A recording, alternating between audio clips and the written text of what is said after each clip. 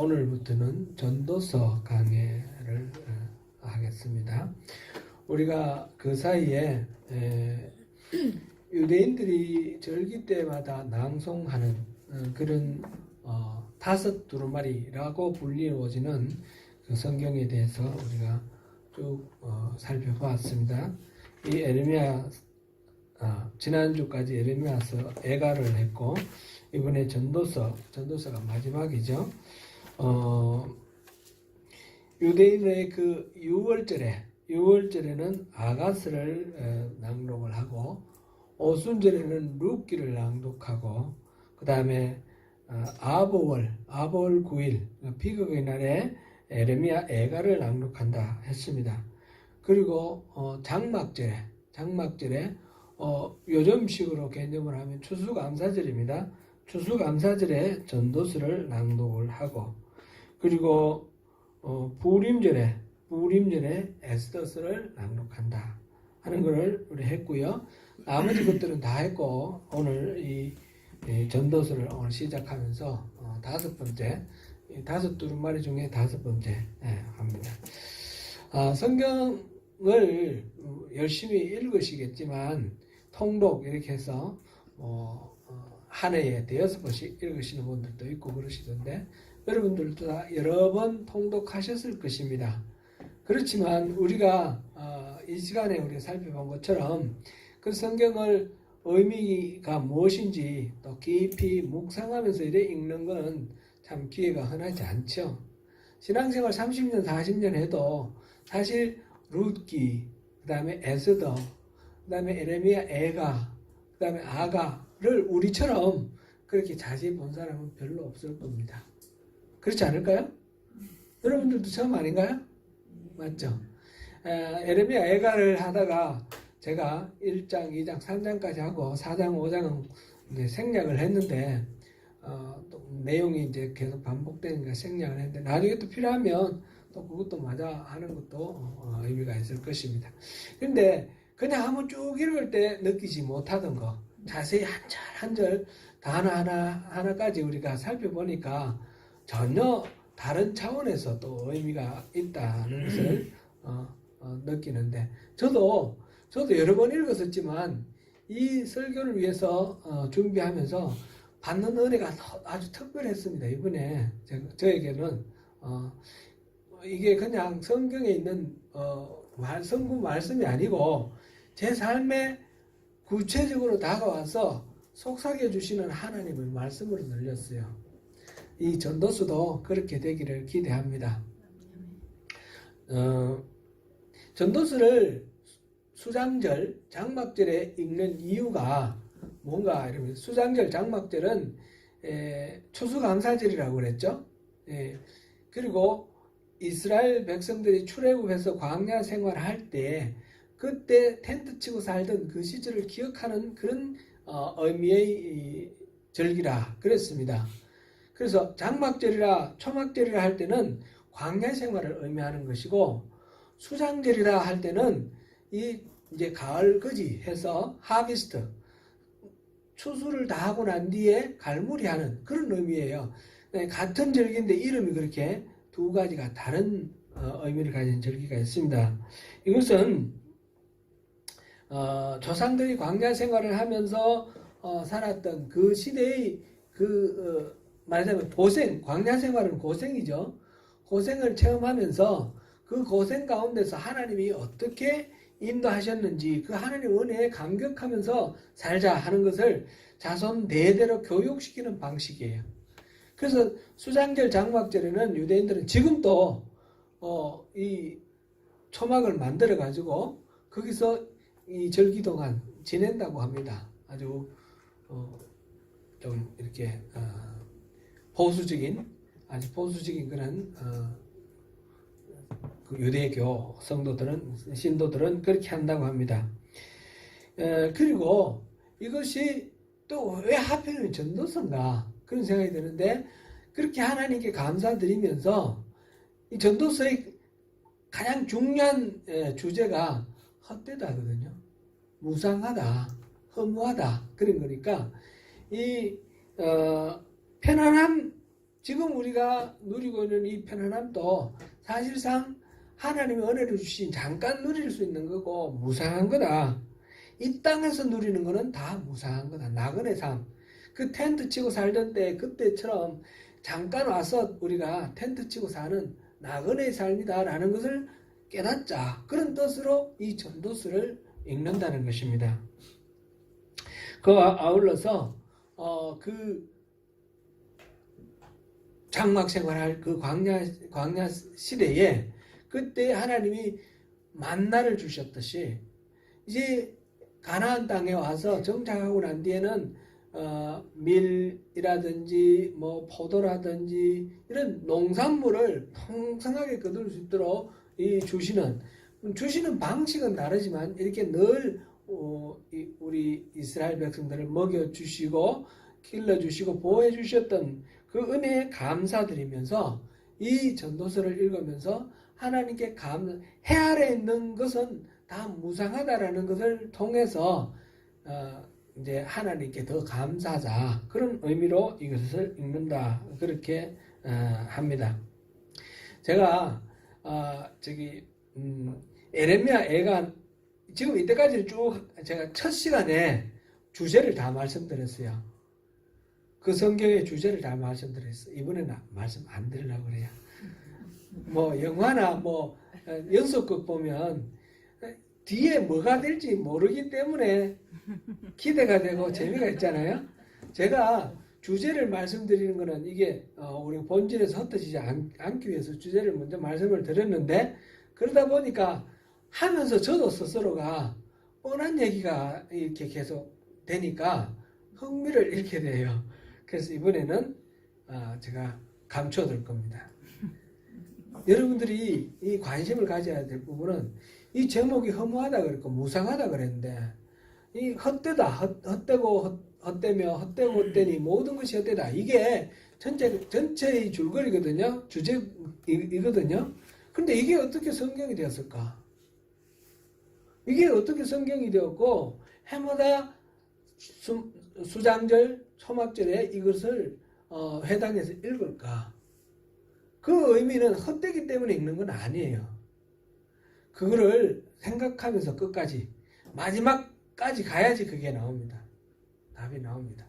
지금 예레미야 애가에서는 그 핵심 주제가 5장 중에서 3장 한가운데 있었습니다. 그죠? 근데 지금 이 전도서는 맨 앞과 맨 끝에 있습니다. 맨 앞과 맨 끝에 있는데 맨 앞만 봐서는 알 수가 없고 맨 끝도 그냥 봐서는 알 수가 없어요. 제가 여러분들의 흥미를 돋구기 위해서 일부러 이렇게 궁금증을 유발하면서 하도록 하겠습니다. 전도서라는 오늘 첫 시간이니까 개관을 좀 해야 되는데요. 전도서라는 이 책, 이건 사실상 성경으로 채택되기 위해서 참 논란이 많았던 거예요. 우리가 지금 느끼는 것 비슷한 그런 느낌이 있어서 나름대로 굉장히 논란을 많이 겪고 그래도 이게 이런 하나님의 말씀이 담겨 있으니까 성경이 맞다. 그래가지고 이제 성경이 되었는데 제목이 뭐예요? 전도서입니다. 전도서. 전도서 전할 전자, 길도자. 도를 전하는 책 이렇게 되어 있습니다. 제가 이민 오기 전에 저기 안국역 전철역을 이렇게 나가니까 누가 와서 인사를 하면서 도를 아십니까? 얼굴이 뭐 화나다든가 뭐 그러면서 도를 아십니까? 그 도를 전하는 사람이에요. 그 사람 그죠? 그런데 그거는 좀 진짜 도는 아닌 것 같아요. 사이비도 같은데 진짜 도 하나님의 말하면 세상 운행의 이치, 인간 인생을 전체를 꿰뚫는 가장 중요한 원리, 그것을 도라고 말할 수 있는데 그 도를 전하는 책이 전도서 이것입니다. 근데 원래 이 전도서는 유대인들은 이것을 코헬렛이라고 그랬습니다. 코헬렛. 유대인들의 이름은 유대인들이 부르는 이름은 코헬렛이고 이게 70인 번역으로 이렇게 번역되면서 그 다음에 영어로 지금 나와 있는 것이 에클레시아스테스라고 그랬죠. 에클레시아가 뭐죠? 교회죠. 교회. 모임. 부름받은 사람들의 모임. 교회. 그 교회. 부름받은 사람들의 모임. 이것과 관련되는 말이에요. 코엘렛이라는 말은 원래 이 동사 카할이라는 동사에서 나왔는데 카할이 부르다라는 뜻이에요. 그래서 불러서 쭉 여러 사람들을 불러 모아놓고 거기에서 연설하는 사람, 설교하는 사람, 그 사람이 코엘렛이에요. 그래서 코엘렛은 여기서 전도서에 쭉 코엘렛 전도자 이렇게 번역되어 나오는 그 이름이 코엘렛인데 전도자는 바로 여러 사람들 앞에서 말하는 사람인데 무슨 말 했을까요? 바로 하나님의 진리를 말한 사람이에요. 그죠? 그래서 이게 코엘렛이라는 이름이 있었고 에클레시아스테스라는 이름이 있고 그거를 이제 우리나라 말로 번역할 때 그 의미를 집약을 해서 전도서라고 이렇게 번역을 했습니다. 이 전도서는 누가 지었습니까? 통상적으로 우리는 솔로몬이라고 알고 있습니다. 솔로몬이라고 주장하는 이유는 1장 1절 다윗의 아들 예루살렘 왕 전도자의 말씀이니라. 다윗 왕의 아들이다 라는 거 하고 그 다음에 쭉 보면 계속 지혜가 나와요. 그죠? 다윗 왕의 지혜의 대명사가 바로 솔로몬 아닙니까? 그래서 전통적으로 전도서는 솔로몬이 저작한 것으로 그렇게 간주해 왔습니다. 오늘날 그런데 신학자들 중에 전도서의 저자가 솔로몬이라고 생각하는 신학자는 없습니다. 우리 교회에서 우리가 이거를 어느 정도 신학자들이 하는 것은 전부 거짓말이다 이렇게 가르치는 분들도 있어요. 그렇게 가르치면 또 안 돼요. 이건 충분히 그만한 어떤 이유가 있어서 다른 이야기를 하니까 우리가 솔로몬이라는 이름을 기억함과 동시에 왜 이 사람을 솔로몬이 아니라고 했을까? 그것도 우리가 좀 생각해 보면서 적절하게 답을 우리가 갖는 것이 좋을 것 같아요. 솔로몬이 아니라고 생각하는 사람들의 신학자들의 견해도 일치되어 있는 건 아닙니다. 일치되어 있는 건 아닌데 대체적으로 두 부류가 있는데 하나는 페르시아 시대, 바사 시대, 그러니까 그 귀환하기 시작한 게 고레스 왕 때부터, 그때가 페르시아잖아요. 그 이후부터 알렉산더가 이제 점령하기 전까지, 그러니까 귀환한 게 518년에 고레스 칙령이 나왔거든요.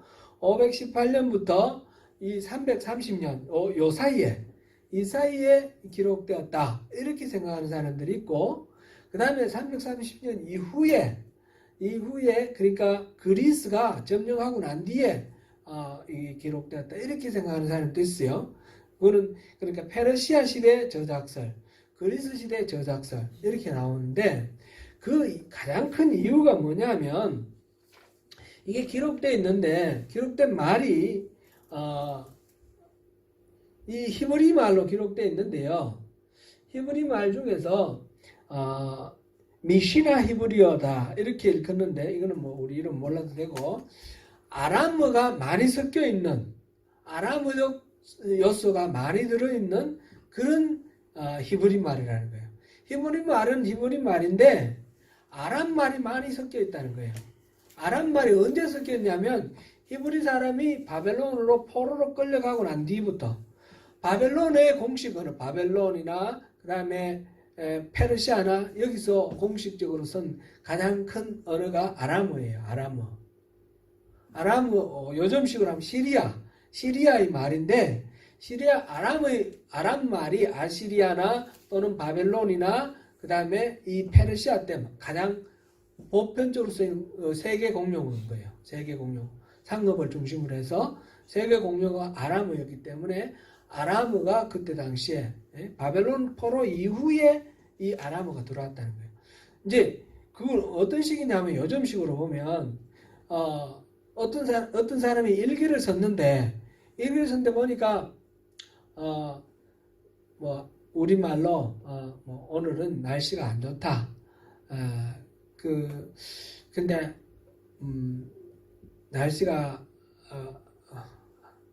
안 좋은데 아이슬링크에 가가지고 그래서 그래서 스케이트 타니까 기분이 참 좋더라. 뭐 이런 말이 나와 있어요. 그러면 우리말은 한글로 쓰여 있는데 아이슬링크가 나오고 스케이트가 나오니까 이거는 어느 시대인 것 같아요?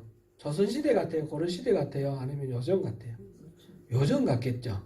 그러니까 이 단어가 조선시대에는 있을 수 없는 단어가 있다. 그러면 한글로 적혀 있어도 시대는 그 조선시대에 기록된 건 아니구나. 이렇게 생각되겠죠. 히브리 말로 기록되어 있는데 그 히브리 말 중에 단어가 아람어의 단어가 들어있더라는 거죠. 아람어는 예수님 당시에도 예수님이 아람어를 쓰셨어요. 그러니까 이 유대인들이 그때 당시에 공용어가 이제 그리스 말이 공용어가 되고 그런데 우리 영어 잘 모르니까 뭐 영어를 잘 못 쓰는 것처럼 예수님도 그리스 말 잘 몰라서 아람어를 썼어요. 그만큼 그 시대에 그 지역에서는 아람어가 이렇게 통하던 시대인데 그래서 이 히브리 말로 기록되어 있는데 아람어적 요소가 들어있다면 솔로몬 왕 BC 1000년 980년 BC 980년에서 941년 뭐 이런데 그때 기록됐을 수는 없다라는 거죠. 그래서 솔로몬의 저작설이라는 것에 대해서 회의를 하는 것입니다. 그래서 이후에 나중에 이 페르시아 시대나 아니면 그리스 시대에 어떤 훌륭한 현자가 이거를 기록하면서 그 지혜의 대명사가 솔로몬이니까 솔로몬의 이름으로 이거를 기록하면서 그 권위를 솔로몬에게로 이렇게 올렸다. 이렇게 생각할 수가 있습니다. 근데 옛날에는 이런 거를 뭐 요즘식으로는 저작권 문제도 있고 막 그렇기 때문에 표절 문제도 있고 막 이래 되는데 옛날에는 그런 식으로 하는 게 아주 이상한 게 아니고 자연스러웠어요. 성경도 그런 식으로 예를 들면 우리 신약 성경이 복음이 4개가 있지 않습니까? 이 4개 말로도 복음이라는 게 많이 있어요. 베드로 복음도 있고요. 여러 복음들이 있어요. 빌립 복음도 있고. 그런데 그러면 베드로가 기록했냐? 아무리 봐도 베드로가 기록하지 않았다는 걸 알 수가 있어요. 여러 가지 증거를 볼 때. 근데 그렇게 옛날에는 썼다는 거죠. 누군가 후대 사람이 써서 베드로의 이름으로 베드로가 쓴 편지다. 이렇게 해서 베드로의 복음이다. 이렇게 해서 이렇게 다른 사람에게 읽혔다라는 거죠. 그런 식으로 하는 것들이 옛날에는 자연스럽습니다. 이거는 동양에도 마찬가지예요. 동양에서도 그런 식으로 많이 됐습니다. 그래서 첫 번째로 이 히브리어가 아람어적 요소가 많이 포함되어 있는 미시나 히브리어다라는 이런 점에서 솔로몬 저작설이 조금 어려운 거 아닌가.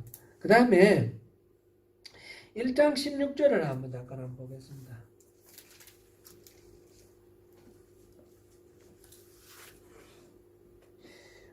내가 내 마음속으로 말하여 이르기를 보라 내가 크게 되고 지혜를 더 많이 얻었으므로 나보다 먼저 예루살렘에 있던 모든 사람들보다 낫다 하였나니 내 마음이 지혜와 지식을 많이 만나보았습니다. 여기서 나보다 먼저 예루살렘에 있던 모든 사람, 이 모든 왕이라고 되어 있어요. 그 의미는 모든 사람은 모든 왕이라는 것이에요. 그럼 솔로몬 앞에 예루살렘에 있던 왕은 누구예요? 다윗밖에 없어요. 근데 자기가 자기 아버지 다윗보다도 내가 훨씬 낫다 이러면서 쓰쓸 일은 없을 거 아닙니까? 그죠? 비교 대상자가 여러 사람이면 괜찮은데 딱 한 사람밖에 없는데, 그죠?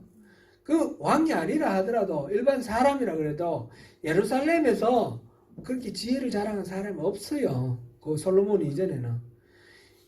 다윗 왕 때 예루살렘이 여부수 사람이 살고 있던 예루살렘을 정복을 해서 그때부터 유대 사람들이 살았는데 그렇게 비교할 대상이 없다는 거죠. 그런 것을 봤을 때 아마 솔로몬 저작설은 조금 그냥 나중에 후대에 기록된 것을 좀 더 권위를 주기 위해서 그러지 않았을까. 다윗의 아들이라고 그랬잖아요. 그런데 다윗의 아들은 또 솔로몬만 있는 건 아니죠. 여러 아들이 있는데 그럼 그건 누굴까? 이런 생각도 있고 아가스도 사실은 솔로몬 저작설에 대해서는 신학자들은 많이 믿지를 않아요. 근데 아가스는 솔로몬이라는 이름이 있어요. 그러니까 솔로몬의 저작설을 주장해도 말이 되는데 이 전도서에는 솔로몬이라는 이름도 나오지 않습니다. 여러 가지 이유 우리가 지금 여기서 뭐 신학적으로 따질 건 없고 그 연구 업적을 바탕으로 했을 때 솔로몬의 저작설은 지금 신학자들 중에는 믿는 사람이 없다 라는 것을 우리가 현실로 인정을 하고 그러면 페르시아 시대나 아니면 이 그리스 시대의 후대의 어떤 현자가 솔로몬의 이름으로 이렇게 기록했구나. 그렇게 우리 이해를 해도 좋겠고요. 그러면서 이 기록할 때 아마 솔로몬의 심정으로 기록했을 수도 있다. 솔로몬으로 감정이입을 해서 솔로몬으로 감정이입해서 이렇게 기록했을 수도 있다. 그러니까 이제 솔로몬의 저작으로 생각하고 읽었던 거하고 크게 다르지 않게 우리가 읽을 수가 있다라는 것을 말씀을 드립니다. 그래서 이거는 기록한 사람은 누구냐 하면 통상 전통적으로는 솔로몬이라 했는데 아마 그 페르시아 시대 같으면 4, 5세기가 될 거고 BC 그리스 시대라 그러면 3세기 정도 될 거예요.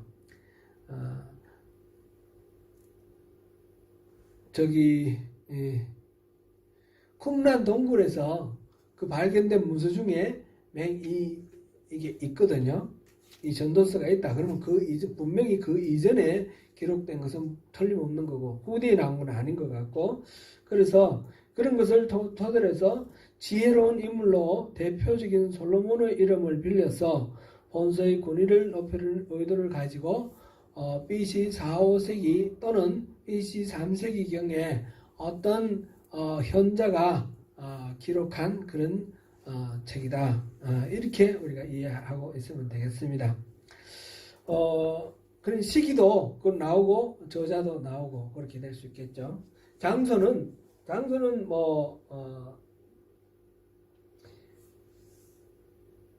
아마 이거는 예루살렘에서 기록되었을 것이다. 포로 귀환 이후에 예루살렘에서 기록되었을 것이다. 이렇게 우리가 생각하면 되겠습니다. 본문에 들어가서 오늘 조금만 보겠습니다. 1장 1절부터 11절까지 보는데 그 전도서 전체의 주제라고 제가 앞서 말씀을 드렸는데 2절, 3절 우리가 한번 읽어보겠습니다. 시작. 전도자가 이르되 헛되고 헛되니 모든 것이 헛되도다. 아멘. 2절만 하겠습니다. 2절만. 예. 여기서 제가 또 한 가지 더 말씀드릴 거는 1장 1절부터 11절까지는 서론에 해당되는 것이고요. 그 다음에 12장 보시겠습니다.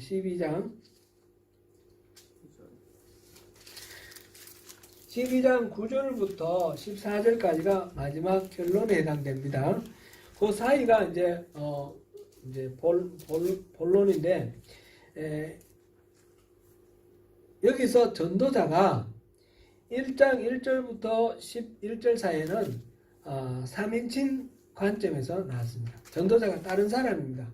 전도자가 있는데 제3자 입장에서 전도자를 이야기를 하고 있습니다. 그런데 그 다음부터 1장 12절부터 나 전도자는 나라고 나와 있죠. 계속해서 본론 전 끝까지 12장 8절까지가 이 전도자는 나라는 1인칭 관점에서 기록되어 있습니다. 이거를 우리가 생각을 해두고 염두에 두고 우리가 보면서 한번 짚어보면 좋을 것 같습니다. 그리고 끝에 나오는 12장 9절부터 14절은 또 다시 3인칭으로 돌아갑니다. 그래서 이 코엘렛 도를 전한 사람도 아마 한 사람 아니고 두 사람이 아닐까. 1장 12절부터 12장 8절까지 이렇게 정리된 하나의 문서가 있고 그것을 모아가지고 그것을 보고 다시 편집을 해서 마지막으로 또 한 사람이 또 있지 않을까. 그게 1장 1절부터 11절까지 12장 9절부터 14절까지 이렇게 했을 것이다. 이렇게 보는 견해도 있습니다. 그건 참고로 그렇게 하고 이 인칭이 다르다라는 것은 우리가 이제 기억을 해놓으면 좋겠습니다. 1장 2절에서 헛되고 헛되며 헛되고 헛되니 모든 것이 헛되다. 이 헛되다라는 말, 이 헛되고 헛되며 헛되고 헛되다라는 말을 이 헛되다는 말이 하벨이라는 단어를 썼습니다. 헛되고 헛되며 이 말은 하벨 하벨림 이렇게 하벨 하벨림 이렇게 되어 있거든요. 영어로 말하자면 vanity of vanities 이런 식으로 헛된 것들 많은 것 중에 헛된 것 이런 식으로 표현을 해놨어요. 헛되고 헛되며가 헛된 것 많은 것 중에 헛되다. 또 헛되고 헛되니 헛된 것 많은 것 중에 또 헛되다. 그러니까 모든 것들은 헛되다. 이런 식으로 되어 있는 거예요. 하벨림. 림으로 끝나는 거예요. 임으로 끝나는 건 복수라 그랬잖아요. 그죠? 예? 케도빔. 그 다음에 케루빔. 천사들 할 때 그룹. 케루빔. 이렇게 되어 있는 것처럼. 이거는 복수형이에요. 하벨림. 이런 식으로 되어 있어요. 이거는, 지성소라고 할 때 영어로 Holy of Holies. 이렇게 하죠. 그 다음에 아가스는 Song of Songs. 그랬죠. 많은 걸 왕, 그럼 King of Kings 이러죠. 이런 용법이 있는 거예요. 이런 용법. 많은 것들 중에 하나 이렇게 하면서 강조하는 거. 최상급으로 강조하는 거. 그러니까 하벨림 하면 헛된 것 중에 최상으로 헛되다는 거예요. 가장 헛되다. 너무 그 이상 더 헛된 게 없을 정도로 너무너무 헛되다. 참 어떻게 표현할 수 없을 정도로 헛되다. 이런 식의 헛되다는 것을 아주 절절하게 그렇게 하는 말입니다. 이 헛되다. 이거는 다른 의미로 보면 숨, 공기 이런 의미도 있고 공기를 우리 잡을 수 없는 것처럼 이게 헛되어서 아무 의미가 없고 참 무상하다. 인생 무상하다. 텅 비었다. 그런 의미입니다. 그런 식으로 지금 이야기를 하고 있습니다. 헛되고 헛되며 헛되고 헛되니 모든 것이 헛되다. 이 세상은 아무 때리 다 헛되다. 지금 3절부터 쭉 나오는 거는 8절까지 3절부터 8절까지 보면 해 아래 수고하는 모든 수고가 헛되다. 한 세대가 가고 세대가 또 가고 또 새로운 세대가 오고 계속 오는데 산천은 의구하고 인글은 간 곳 없다. 그런 우리 시조가 생각나네요. 가노라 삼각사나 그건가요? 예. 그런 사람들은 계속 흘러가 버리고 남아있는 자가 없고 그런데 산천은 의구하고 가만히 있는 것 같아요. 가만히 있는데 해는 떴다가 지고 떴다가 지고 이 옛날 사람들은 해가 동쪽에서 이렇게 떠가지고 하늘을 지나서 불수레를 타고 이렇게 서쪽으로 갔다가 밤에는 부지런히 또 지하를 통해서 동쪽으로 가서 다시 이렇게 온다는 거 그런 식으로 믿었어요. 그러니까 이거 막 정신없이 막 땀 뻘뻘 흘리며 이렇게 부지런히 일하고 있는 해의 모습이에요. 근데 계속 왔다가 지고 떴다가 지고 떴다가 지고 아무 의미 없이 계속해서 반복되는 그런 무의미한 반복으로 지금 이 시인은 노래하고 있습니다. 바람은 남으로 불다가 북으로 돌아가며 이리 돌며 저리 돌아 바람은 그 불던 곳으로 돌아가고 바람이 이쪽에서도 불고 저쪽에서도 불고 어디로 가는지 이 왔으면 어디 가는 데가 있을 텐데 왔던 곳으로 돌아가는구나. 그런 정도죠. 이런 식으로 헛되고 헛되다. 이제 지금 얘기가 시작되기 됐는데 이 헤벨 헛되다 이런 이 말과 똑같은 이 말이 사람의 이름으로 됐을 때 그게 아벨이에요. 아벨. 아담과 하와가 두 사람이 낳은 아들이 두 사람이 있어요. 그죠? 세 사람이 있는데 처음 둘이 있었어요. 처음 둘이 있었는데 첫 번째 누구예요? 가인이고 두 번째는요? 아벨이에요. 근데 가인이라는 이름은 카나라는 이름이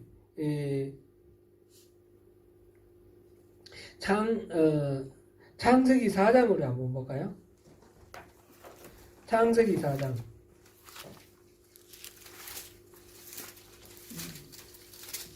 창세기 4장 1절. 아담이 그의 아내 하와와 동침하매 하와가 임신하여 가인을 낳고 이르되 내가 여호와로 말미암아 등남하였다 하니라. 아멘.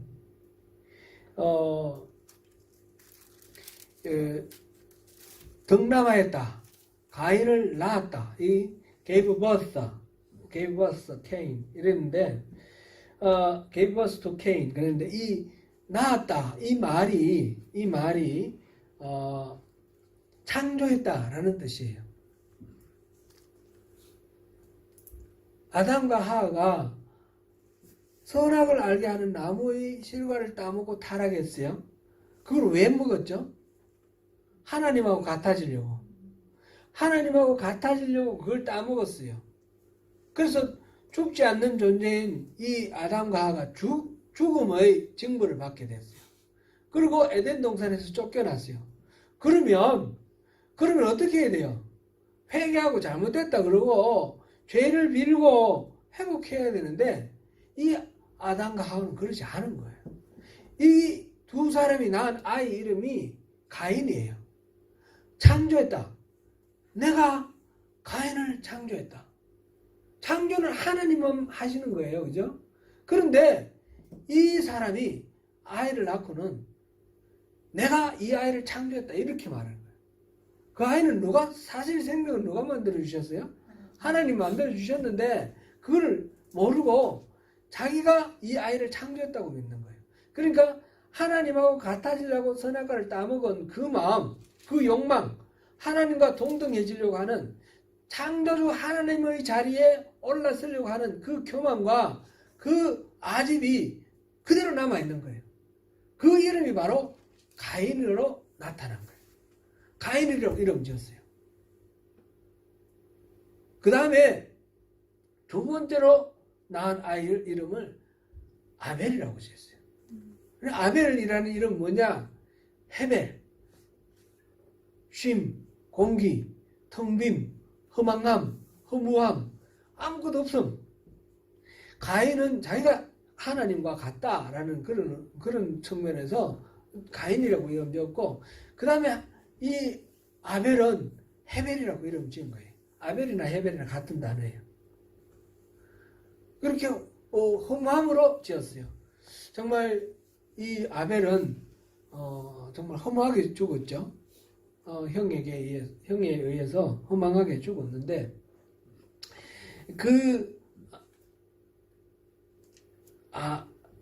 가인을 창조주신 하나님처럼 그렇게 되고자 했던 그 원초적 욕망을 드러내서 창조하다는 의미를 가진 가인이라고 이름을 지었고, 이제 그 가인과 함께 두 번째로 얻은 그 아들에게는 헤벨이라는 이름을 지었습니다. 오늘 여기서 헛되고 헛되다. 그 두 번째를 낳으면서 그런 것을 또 이 아담과 하와가 느꼈는 것으로 이렇게 이해가 됩니다.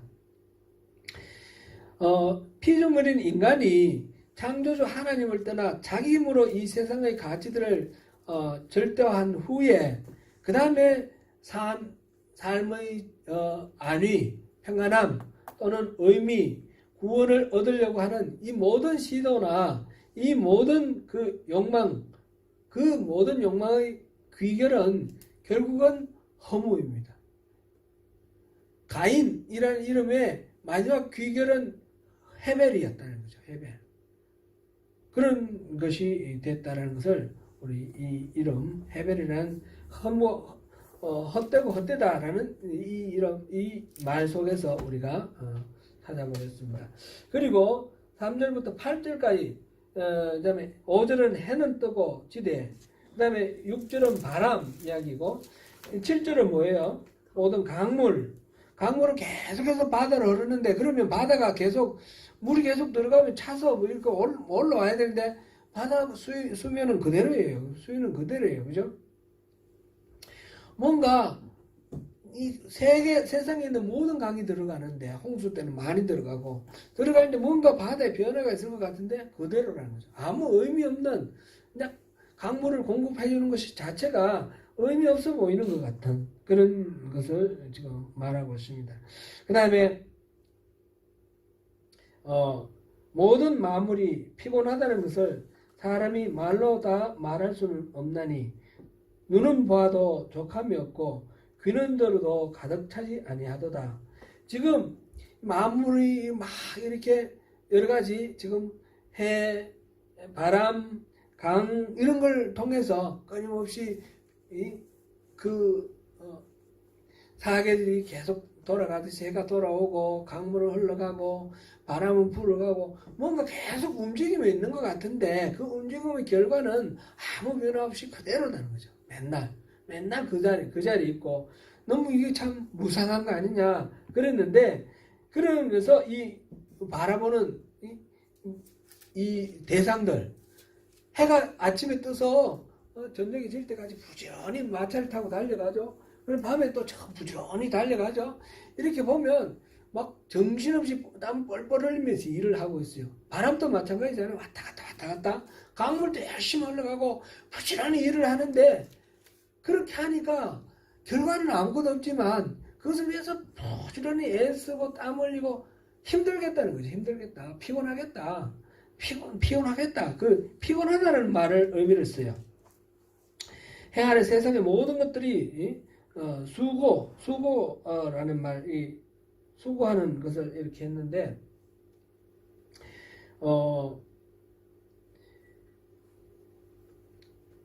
이 수고하는 것들, 자연이 움직이고 막 이렇게 애쓰고 하는 것들, 이게 이제 타락 이후에 노동의 개념이 달라져서 그런 거죠. 노동이라는 것이 창조했을 때, 하나님이 인간을 처음 창조했을 때 아담과 하와는 에덴 동산에서 일을 했습니까? 안 했습니까? 노동을 했습니까? 안 했습니까? 안 했을까요? 했을까요? 안 했다. 손 들어보시죠. 했다. 했습니다. 노동을 했습니다. 이 땅을 정복하고 다스리라 그랬고요. 그래 아담이 이 짐승들, 모든 짐승들, 식물들 다 이름 다 지어줬잖아요. 그리고 경작했잖아요. 경작. 땅을 경작했다고 그랬잖아요. 그런데 그 노동을 그렇게 했는데 나중에 타락하고 난 뒤에 땅이 거칠어져 가지고 이제 똑같은 노동을 하는데 그전에는 이 노동이 즐거움이었어요. 기쁨이었어요. 요즘식으로 표현하면 게임이고 놀이에요. 노동 자체가. 이름 지어주고 막 꽃 가꾸고 이게 처음 막 재미난 그런 놀이였는데 이제는 땀을 흘려야 되고 소출이 마음대로 안 나오니까 막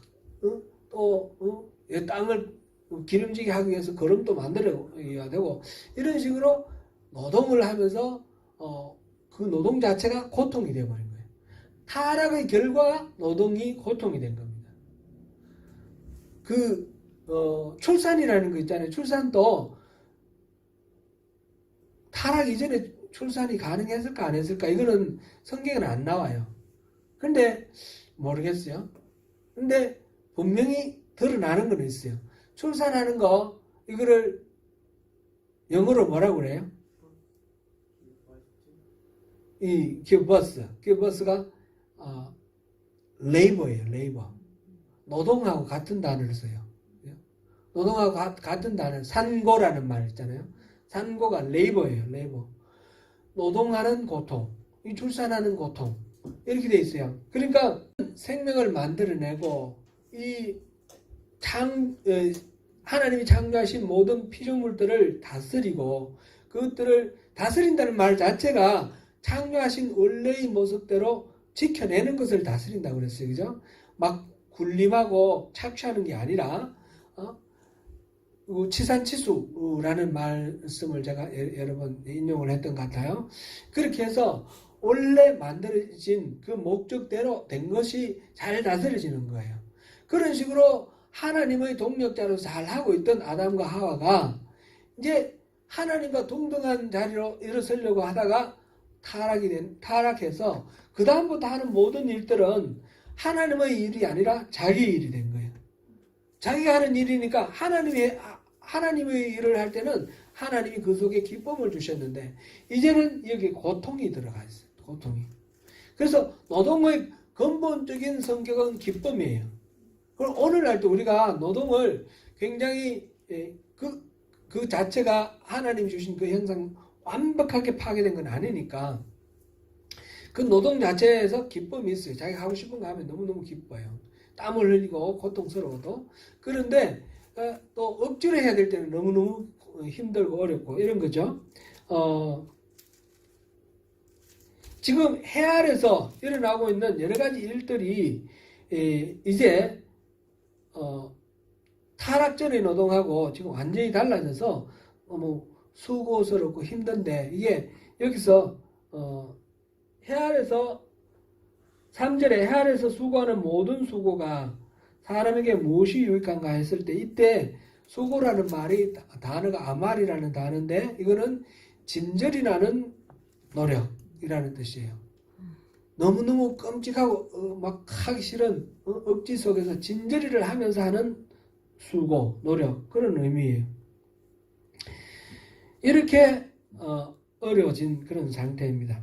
이렇게 자연현상이 여러 가지 끊임없이 변화되는데 너무 무상하다라는 것 그것을 보고 이제 인간이 그 속에서 만물이 다 피곤하구나 라는 것을 이제 느끼는데 이 전도자가 느끼는데 그런데 인간은 보니까 눈으로 봐도 족함이 없고 눈으로 뭘 봐도 그 눈 보는 거로 만족이 안 되는 거죠. 귀로 듣는 것으로 차는 것이 없다 그랬어요. 차지 않는다 그랬어요. 보고 듣고 먹는 거는 어떻습니까? 많이 먹으면 만족이 됩니까? 안만 먹어도 만족이 안 되는 거예요. 그래서 어떤 사람들은 먹는 거를 식탐하는 사람들은 먹고 그다음 토하고 또 먹고 먹는 것으로 이제 이 혀에서 누리는 그 기쁨은 사실은 찰나잖아요. 그죠? 몇 초잖아요. 몇 초. 넘어가 버리면 그 사람이 배가 부르고 불쾌해지고 힘들어지고 배고플 때 먹는 거는 달콤하고 너무너무 좋지만 먹는 것으로 만족을 채우려고 그러면 만족이 안 되는 거죠. 모든 것들이 다 그렇다는 겁니다. 인생이 그렇다는 것입니다. 무엇으로도 만족이 채워지지 않는 그런 허망한 것이 이 세상에 살아가는 인생의 현주소다. 그것이 지금 1절부터 11절까지 이야기입니다. 그래서 여기서 보니까 해 아래는 새 것이 없다. 9절에 해 아래는 새 것이 없다. 무엇을 가리켜 이기를 보라. 이것이 새 것이라 할 것이 있으랴. 우리가 있기 오래전 세대들에도 이미 있었느니라. 세상에 보니까 새 것도 없어 보이고 뭔가 여기서 질려가지고 다른 것 좀 찾아보려는 거 그것도 매일 마찬가지로 질리는 일들이라는 거죠. 오늘 몇 가지만 보겠습니다. 오늘 읽은 이 1절부터 11절을 바탕으로 해서 생각하면서 이 전도서에서 하나님은 무엇을 우리에게 말씀하시고자 하시는지 오늘 결론을 드려버리면 재미가 없을 것 같아서 결론은 여러분들이 스스로 찾아보시고 앞으로 함께 또 우리가 찾아보는 그런 것을 하겠습니다.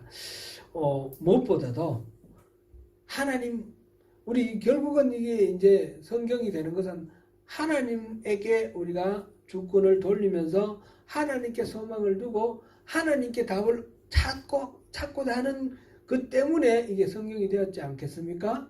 그 하나님, 결론은 우리가 다 말하지 않더라도 어느 정도 우리는 갖고 있습니다. 그 하나님께 우리가 소망을 두고 하나님께 지혜를 구하면서 이 성경 전도서를 통해서 하나님 주시는 답을 우리가 찾아나가고 그것을 삶 속에서 이거 어디까지나 하나의 지식으로 이렇게 채우는 것은 의미가 없습니다. 그러면 우리는 이거는 이 무상함은 어떤 식으로 우리가 이해하고 극복하고 우리가 의미를 부여를 해서 우리 삶에 가치 있는 어떤 선택을 하면서 그 가치 있는 땀을 흘릴 것인가 그것을 함께 찾아가시는 가운데서 주님이 주시는 그 은혜를 누리시는 저와 여러분 되시기를 축원합니다.